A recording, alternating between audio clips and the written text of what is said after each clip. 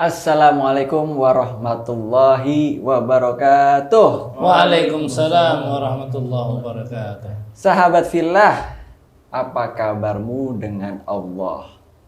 Alhamdulillah, Allahumma sholli ala Sayyidina Muhammad. Kembali lagi di tayangan istimewa ini pembahasan tafsir surat Yusuf dari ayat 88 sampai 93. Bersama saya di sini Abdul Qadir Mulakhela atau biasa dipanggil Ading, dan di samping saya ada guru kita Al-Habib Abdullah bin Ja'far Al-Habsyi. Di depan saya ada Ustadz Abdul Hai. Ahlan wa sahlan. Siap. Sebelum kita lanjut untuk membahas dari tafsir surat Yusuf ini, perlu diketahui kalau lokasi ini kita berada di rumah Tahfiz At-Tanwir, free of charge. Iya, gratis. Gratis, Beb ya. Kenapa bisa gratis? Gratis. Kita dengar penjelasannya dari Habib Abdullah. Iya, alhamdulillah ya kita ada rumah tahfidz gratis ini, dan bahkan saya mengatakannya bukan rumah tahfidz saya ya, ataupun rumah tahfidz yayasan, tapi rumah tahfidz umat ini.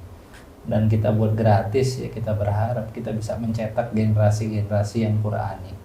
Generasi yang mereka peduli dengan Al-Quran, mereka yang gemar dengan Al-Quran, dan mudah-mudahan anak-anak kita semuanya menjadi hafidhul Quran. Amin. Insyaallah, amin ya rabbal alamin. Dan saya mengajak kepada siapapun ya, di sini mungkin rumah tahfidz ini terlihat ada yang membiayai dan lain sebagainya, enggak.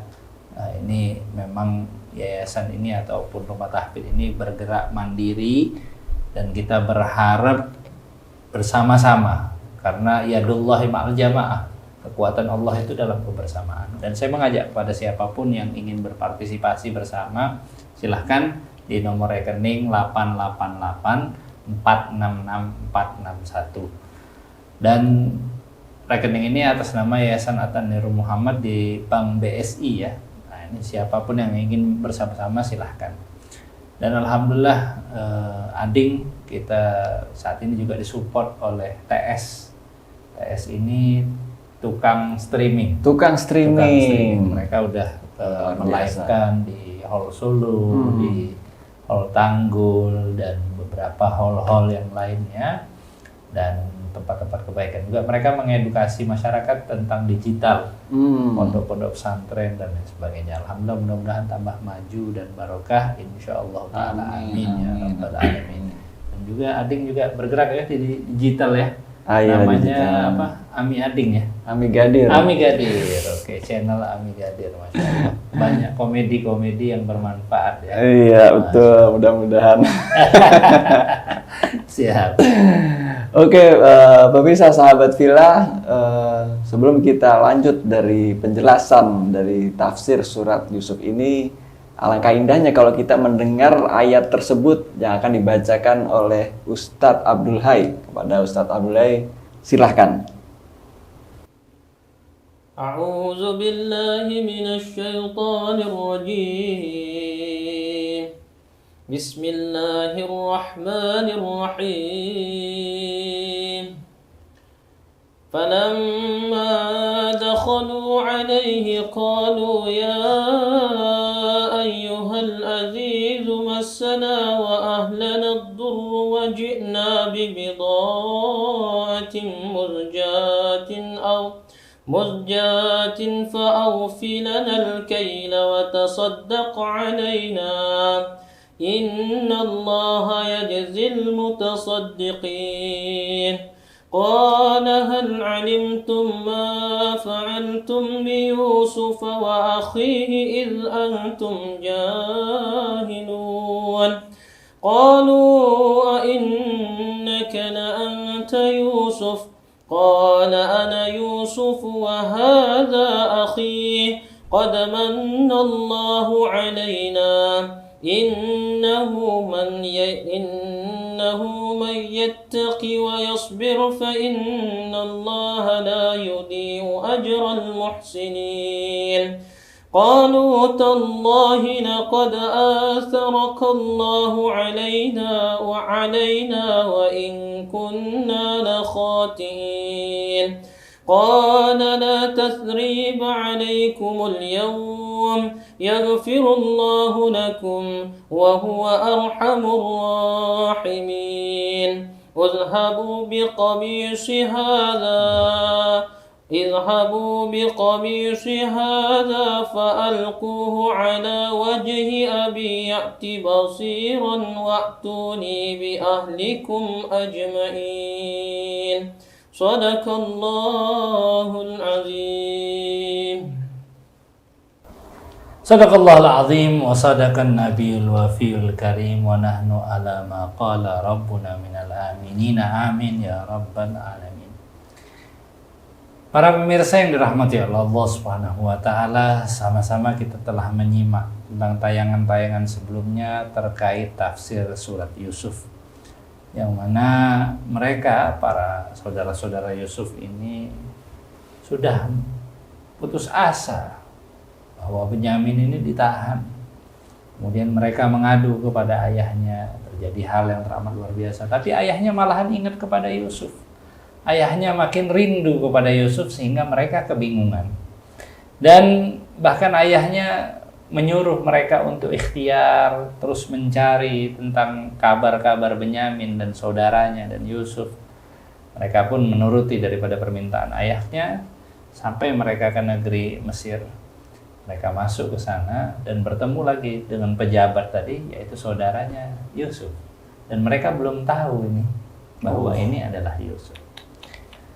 Mereka masih mengindahkan bahwa Yusuf ini udah nggak ada gitu. Falamma dakhalu alaihi, ketika mereka masuk dan bertemu dengan pejabat tadi, qalu ya ayyuhal aziz, wahai pejabat yang agung, massana wa ahlana dhar, telah terkena kami dan keluarga kami ini satu paceklik, kelaparan. Wajina bibidaatin muzjah, dan kami datang dengan barang-barang yang rapuh, barang-barang yang enggak seberapa. Fa'aufi lanal kail, maka penuhilah, sempurnakanlah timbangan-timbangan kami. Wa tasaddaq alaina, berikan sedekah juga kepada kami, berlebihlah terhadap kami. Innallaha yajzil mutasaddiqin, sesungguhnya Allah membalas terhadap orang-orang yang bersedekah. Kemudian tiba-tiba sang aziz ini, sang pejabat ini menyatakan, qala hal alimtum ma fa'altum bi Yusuf, kalian tahu nggak apa yang telah kalian lakukan terhadap Yusuf? Dari kalian bully, pukuli, dan akhirnya Yusuf ini dijual, dan kalian taruh Yusuf itu ke sumur yang udah tua. Wa akhi, dan saudaranya Benyamin kalian sisihkan karena Benyamin ini dicintai oleh ayahnya layaknya Yusuf. Kalian asingkan Benyamin ini, nggak mau makan bareng sama dia, nggak mau berkeluh kesah, nggak mau bersendau gurau layaknya saudara. Id antum jahilun, mungkin kalian nggak paham, kata Yusuf. Baru di situ mereka sadar, dan mereka kayaknya ini bukan orang jauh ini. Qalu, mereka pun mengatakan, a innaka la anta Yusuf, apakah kau ini Yusuf sesungguhnya? Disitulah penegasan dari pejabat yang mulia ini. Qala ana Yusuf wa hada, saya Yusuf yang kalian buang, yang kalian bully, yang kalian musuhi, yang kalian pukuli, yang kalian taruh di sungai, yang kalian bawa sisa kamis ataupun pakaian saya kalian berikan kepada ayahku, seakan-akan aku telah mati dimakan oleh serigala. Qad manallahu alaina. Nabi Yusuf bukan langsung mencerca saudaranya, tapi karena sifat kenabian yang teramat luar biasa, dia nyatakan, qad manallahu alaina, Allah telah memberikan nikmat kepada kami berdua, aku dan saudaraku Benyamin. Allah pertemukan dalam kebaikan. Innahu mayyattaqi, sesungguhnya barang siapa yang takut kepada Allah, yang bertakwa kepada Allah, wa yasbir, dan dia sabar terhadap apa yang didapatkannya, fa innallaha la yudhi'u ajral muhsinin, maka Allah tidak menyia-nyiakan ganjaran orang-orang yang berbuat baik. Qalu tallahi laqad atharakallahu alaina. Mereka semua serempak berkata, sungguh demi Allah, wahai Yusuf, kau telah dilebihkan oleh Allah, diutamakan Allah di atas kami semuanya. Wa in kunna la khatiin, dan sungguh kami ini adalah orang-orang yang bersalah, yang telah membuangmu, yang telah membulimu, yang telah memisahkanmu dari kasih sayang seorang ayah yang teramat cinta kepadamu. Maka apa yang dijawab oleh Nabi Yusuf? Qala la tathriba alaikumul yawm. Wahai saudaraku, tidak ada balasan bagi kalian. Tidak ada balas dendam bagi kalian. Inilah jiwa kesatria yang dimiliki oleh seorang Nabi Yusuf. Allah. Dan bagi siapapun kesatria yang ada di muka bumi ini, in usi'u ahsan. Kalau mereka diperlakukan buruk, mereka berbuat baik terhadap perbuatan. Luar biasa. Ini yang jarang dimiliki satria di atas muka bumi ini. Walaupun mereka diperlakukan semena-mena, tapi mereka tetap berbuat baik terhadap kejahatan tersebut. Maka Nabi Muhammad SAW telah menyatakan wa'at bi'is sayyi'atal hasanata tamhuha, dan ikutilah ataupun perbaharuilah keburukan yang kau terima itu dengan kebaikan, maka itu akan menghapuskan daripada keburukan tersebut. Wah, kata la tathriba alaikumul yawm, udah nggak ada balasan bagi kalian. Yaghfirullahu lakum, Allah telah ampuni buat kalian. Wa huwa arhamur rahim, dan dialah sebaik-baik maha pengasih di antara yang maha pengasih. Dan ketika Nabi Yusuf dipertemukan dengan saudaranya ini, maka Nabi Yusuf hal yang pertama di antaranya beliau tanyakan adalah menanyakan terkait ayahnya. Menanyakan terkait ayahnya. Wah, kata. Ketika itu juga saudara-saudaranya menjawab, itu ayah kita matanya penglihatannya udah hilang, katanya, gara-gara nangisin engkau. Sebenarnya Yusuf ini sebelumnya sudah dapat surat. Ketika mereka datang yang terakhir ini, bawa surat dari Nabi Yakub. Wahai Aziz, kata dia, wahai pejabat, itu anak aku yang paling aku sayang. Tadinya dia punya saudaranya hilang di tengah jalan. Kata saudara-saudaranya dimakan sama serigala, maksudnya Yusuf. Kemudian kata dianya, wallah, kata dianya, aku nih keturunan para nabi, kata dianya. Yakub nih ngomong di suratnya itu. Kami ini nggak ada di antara keluarga kami ini yang sarik, yang pencuri, katanya. Dan aku bisa buktikan bahwa di antara keluarga kami ini nggak ada yang mencuri, kata dia. Kata kalau engkau tahan dia, kata dia, kalau inti sudah berbuat, kalau inti balikin dia, inti berbuat baik buat kita. Tapi kalau inti tahan dia, ana bakal berikan inti doa itu sampai kepada 7 turunan inti, kata Yakub. Begitu baca, ya Yusuf nangis, bercucuran air mata baca surat dari abahnya, karena di surat itu mengutarakan tentang kecintaannya kepada Yusuf. Sampai tergugah hatinya Yusuf. Nah, makanya dia nanya lagi, gimana keadaan ayah kita sebenarnya? Ya udah, mata nangisin itu terus sampai penglihatannya hilang. Maka Yusuf menyatakan, idhabu biqamisi hadza, bawa nih gamis sana nih, bawa gamis sana. Nah, diceritakan oleh para alim ulama ahli tafsir, disebutkan bahwa itu gamisnya Nabi Ibrahim. Gamisnya Nabi Ibrahim yang dipakaikan oleh Jibril ketika ditaruh di api, dibakar kan? Oh iya. Nabi Ibrahim pernah ya narukuni bardan wa salaman ala Ibrahim. Ketika dibakar di dalam api tersebut, Nabi Ibrahim menjadi dingin karena pakai gamis itu. Itu gamisnya dari surga yang dipakaikan oleh malaikat Jibril. Sampai diriwayatkan katanya inna fi hariha, ada baunya surga itu nempel di situ katanya.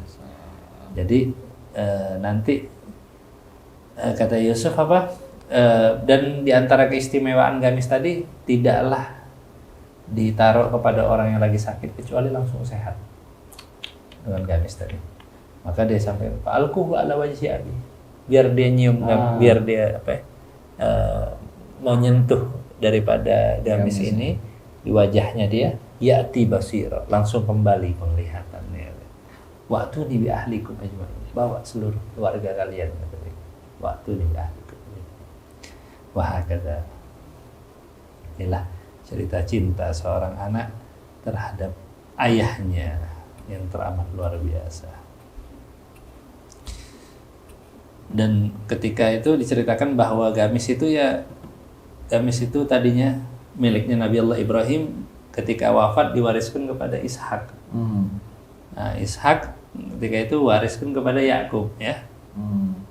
Terus Yakub ini naruh di satu tempat dan sebenarnya ditaruh dikalungin kepada Yusuf yang waktu kecil gitu.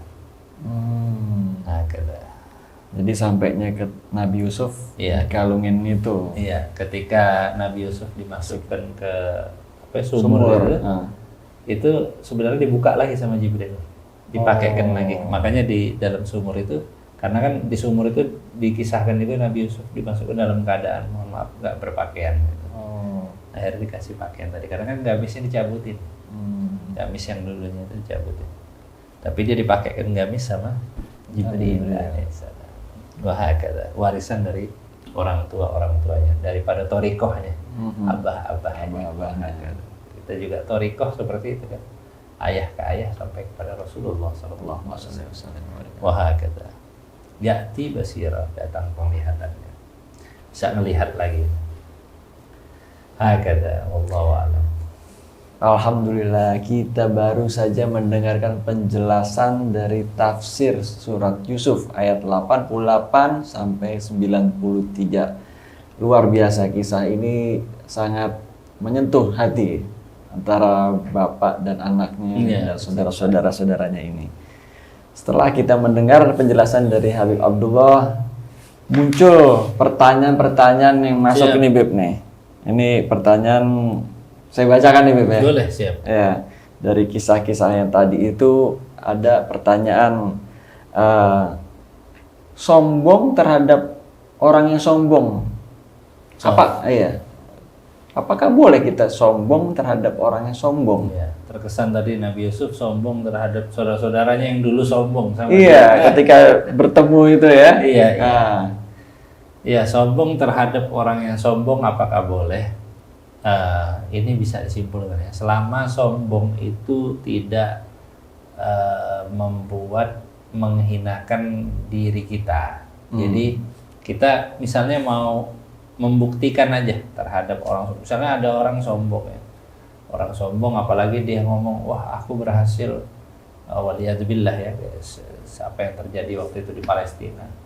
Orang-orang yang sombong mengungkapkan saya berhasil membunuh orang-orang Islam sekian, ataupun mohon maaf ada produk baju tertentu yang dia dengan sombongnya desainernya itu membalut dengan kafan seakan-akan pembunuhan yang terjadi di Palestina. Nah, ini kita ya alhamdulillah ada orang-orang juga yang membuktikan tadi. Ada orang-orang Islam masuk ke situ memboikot tadi. Nah, itu salah satu bentuk sombong terhadap orang yang sombong. Orang sombong hak pada tempatnya. Pada tempatnya. Ya. Ada juga yang tidak pada tempatnya. Akhirnya sombong itu membuat kita lupa diri. Makin kita sombong, seperti dia misalnya banggakan terhadap hartanya. Terus kita banggain lagi, kita tunjukin, rekening saya sekian. Gitu. Jangan, itu hal yang tidak tepat pada tempatnya. Tapi sombonglah terhadap hal yang tepat pada tempatnya, kayak yang dilakukan oleh saudara-saudari kita terhadap boikot terhadap produk baju tertentu. Nah, itu bagus, maksudnya dalam artian ya hak, karena itu kan menyampaikan daripada aspirasi kemanusiaan, juga persaudaraan kita sebagai seiman dan seislam. Wahakala.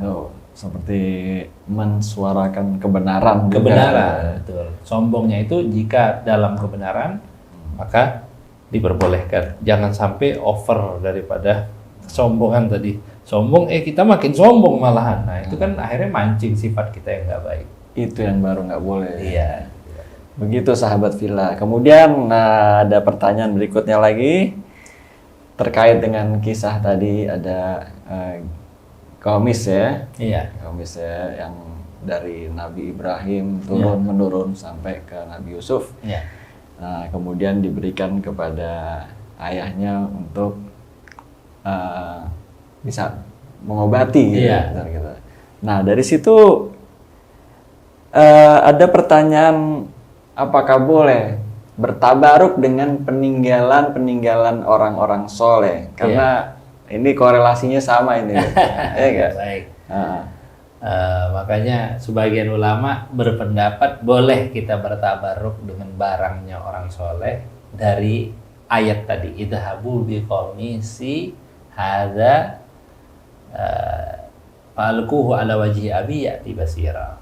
Ini pergilah kalian dengan kamisku ini dan usapkan di wajah ayah, insya Allah akan datang kesembuhan ataupun dia dapat melihat kembali. Nah ini dari ayat ini banyak dalil tabaruk. Akhirnya ulama ngomong ya udah nggak apa-apa karena itu kan peninggalannya orang soleh. Benar. Nabi Yakub orang soleh, ayahnya lagi Ishak orang soleh, Nabi Ibrahim orang soleh. Kalau kita lihat ya peninggalannya dari Nabi Ibrahim tadi, Ibrahim ke Yakub, ke Ishak, Ishak ke Yakub, Yakub kepada Yusuf. Luar biasa. Dan juga Nabi Muhammad SAW bertabaruk juga. Beliau mencontohkan itu dari wudhunya orang-orang muslimin. Diminum sama Rasulullah. Bekas wudhunya orang Islam. Bukan bekas wudhunya Nabi. Nabi minum bekas wudhunya orang-orang. Para sahabat terkira. Nabi minum apa? Berharap berkahnya orang-orang Islam. Nabi itu. Memang ada contoh yang lebih luar biasa dari Nabi Muhammad SAW. Sunnah kata. Nabi ngamalkan itu apa? Biar melihatkan kepada orang tentang keberkahan daripada ibadahnya orang-orang. Kata. Ini luar kan biasa. gamis itu dipakai buat ibadah. Gamis tadi ya dapat keutamaan dari Jibril alaihissalam dan kata itu termasuk dalil kita tabarruk terhadap peninggalannya orang-orang soleh. Kata. Alhamdulillah. Karena banyak peninggalan-peninggalan orang soleh ini yang masih disimpan, masih ada gitu. Dan kita bisa bertabaruk dengan barang itu dengan mengambil berkahnya, begitu Beb ya. Berharap kita juga bisa mengikuti jalannya, bisa jalannya, mengikuti ibadahnya, bisa menambah vibes dalam pemikiran dan ibadah kita. Menambah mahabbah cinta juga terhadap orang soleh tersebut. Kalau pergi itu butuh vibes-nya dia. Pergi ke puncak tapi nggak dapat vibes-nya. Ibaratnya nggak dapat chemistry-nya. Tentu ya akhirnya pulang aja gitu. Ngapain gitu, ngopi di rumah sama ngopi tinggal gedein AC aja sama. Tapi kan orang butuh vibes-nya, suasananya tersendiri. Ini penting ini masalah tabaruk ini karena orang banyak yang belum tahu ini. Dipikir itu nggak boleh atau gimana. Padahal udah ada di dalam Al-Quran dikisahkan, Allah ditulis kisah di Al-Quran, Nabi mencontohkan. Jadi bertabaruk dengan barang-barang peninggalan orang soleh ini boleh dan harus ini. Insya Allah. Ya. Menjadi satu vibes yang bagus. Oke, terima kasih sahabat Villa. Dengan pertanyaan yang terakhir ini selesai sudah tayangan hari ini dalam pembahasan tafsir dari surat Yusuf ayat 88 sampai ayat 93. Sampai ketemu di tayangan selanjutnya bersama kami. Assalamualaikum warahmatullahi wabarakatuh. Waalaikumsalam.